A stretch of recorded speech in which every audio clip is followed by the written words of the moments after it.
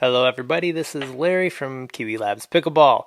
Today we're talking about the difference between Gen 1, Gen 2, and Gen 3 pickleball paddles. And the reason I want to make this video is because these are terms that have kind of been made up by the public and not really been set in stone anywhere.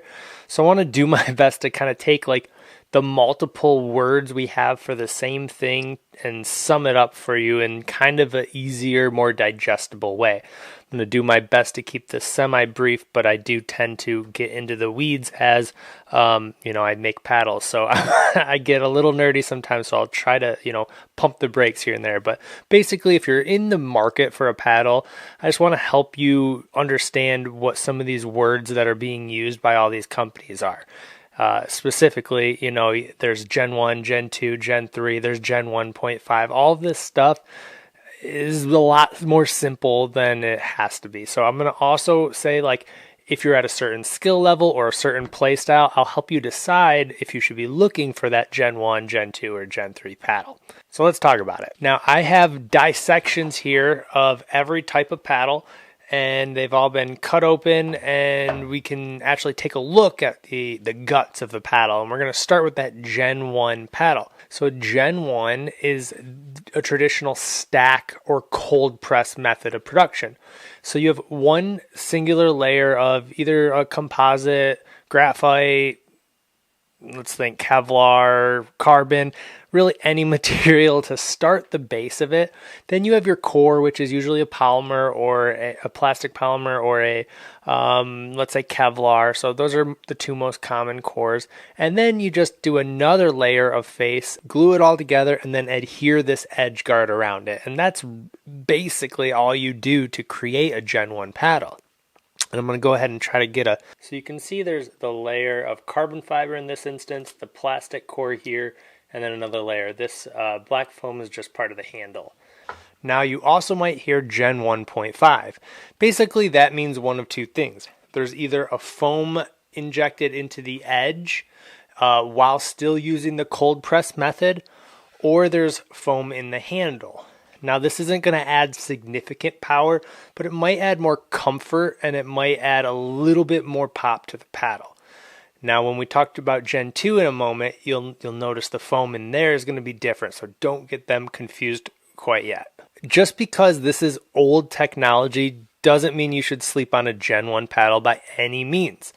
In fact, I suggest if it's your second paddle and you're playing at the 3.0 to 3.5 level and you really want to focus on getting your game to that next level, I suggest people buy a Gen 1 paddle.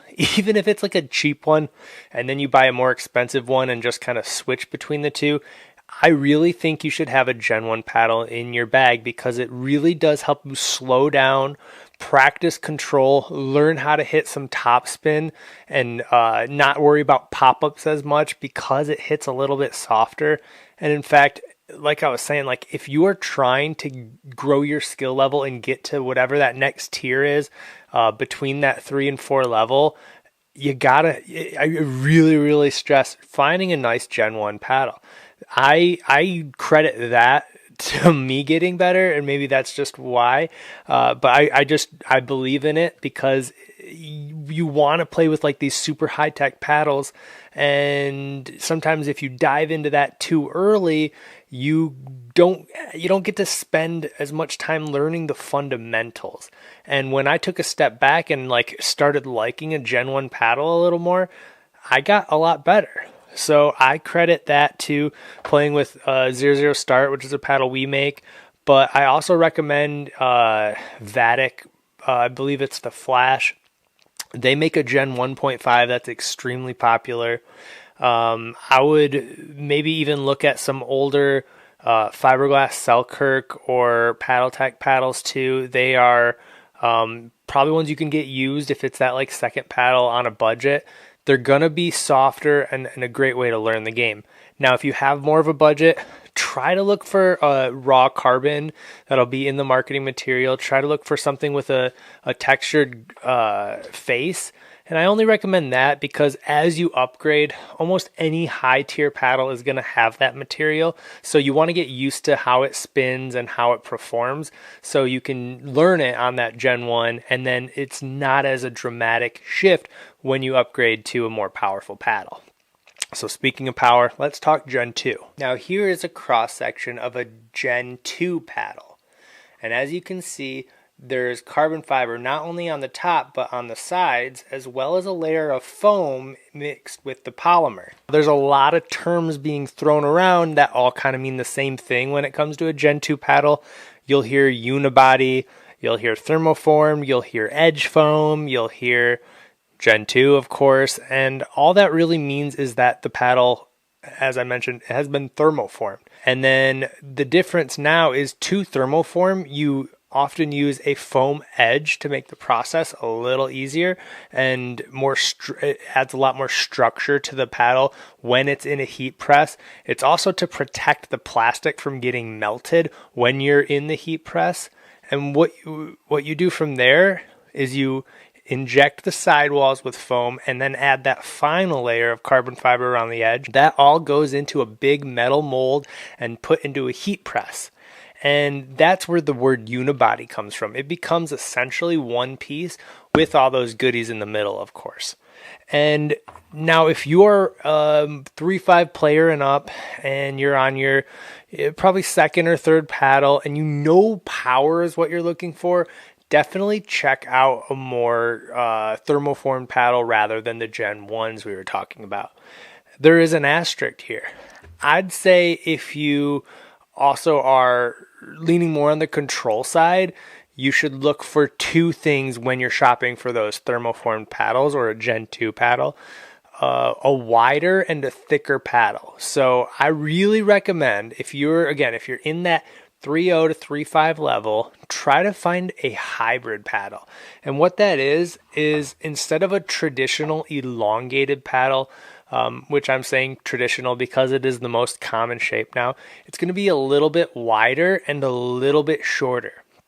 That's going to enhance the control and the sweet spot. So that lends some of those Gen 1 features like the control aspect, less pop-ups, and without sacrificing the power that you kind of lose with the Gen 1 paddles. I'll go back to just what got me better at pickleball, and it was playing with a softer Gen 1 paddle and then moving into a thicker hybrid paddle. So I'm just speaking really from my experience, but I'd actually be interested if you want to leave a comment if what was the paddle that made you get to that next level? Was it that just same paddle you started with, or was there a dramatic difference when you switched to something new? And what was that switch? I want to know because I'm curious, but also I think it'd be really interesting to kind of compare some of the answers there. So finally, let's talk about the ever notorious Gen 3 paddles. Now what you're looking at here is one of the many prototypes we've been tinkering with in the Gen 3 space. And really all you need to know about a Gen 3 paddle right now is it's the same as those thermoform paddle, but there's an additional use of foam. And it could be a more dense foam, it could be a softer foam, it could be like the Yola Gen 3s that started this whole naming trend that have a layer of foam that's in the top half. Or it could be like this experiment that had this really dense foam that went around the entire perimeter. We ended up not using this one. It was just too stiff. It was interesting, but long story short, it wasn't perfect. Now, we've tried a bunch of paddles, and for us, our take on a Gen 3 is something we've been trying to solve for a while. How do you do that like thinner, quick, fun paddle, but still make it a little more consistent from the baseline without having to go to a 16 mil paddle? That was the problem we were trying to solve because we wanted something for those mid to advanced players that feels a little more premium, but isn't like extremely poppy or, just clunky, which is, I say that word for this particular one. What we ended up doing is This paddle here, which we'll start to share a little more about later, so I'm going to keep it short in this video, but we added just a soft layer of foam that goes around here, and it is just injected into the plastic cells. I'll try to put an image on the screen to demonstrate what I'm talking about. And you're wondering, Larry, why are you talking so much about this paddle? Well, it's only to say that Gen 3 kind of breaks all of the rules, because depending on the stiffness, the density, the type of foam you're adding, it doesn't just make it more and more powerful. Like that jump from Gen 1 to Gen 2 was just basically all about power, and that's kind of how it's been classified. If you do it in the right way, it can make it really soft. It can make it less poppy. It can make it more comfortable. It could make it do a lot. The whole game is starting from scratch, essentially. So while the initial wave of these Gen 3 paddles were power, power, power, we've done a lot of experimenting, and what I can say about Gen 3 now is, yeah, they can be very powerful if you're doing a lot of foam, but if you're very careful about it, you can hone into something that is super catered to that all-court player, or that just someone looking for more consistency. And that's kind of our goal. And I think, and I would hope, that other brands are going to start to use these layers of foam for a very similar reason. So I'm kind of going to backtrack. If you've watched all my videos, I was kind of worried about the Gen 3 and what that would do. But I think in the responsible hands, it's going to improve the overall, feeling, comfort of paddles, confidence of paddles, and build quality of paddles too. You're going to add a little bit more structure into those paddles, and I'm kind of excited about where it's heading. So let me try to sum up these ramblings real quick. Basically, you're just starting to want to get better. Really, I gotta stress, just try a nice Gen 1 paddle. You're not going to go wrong.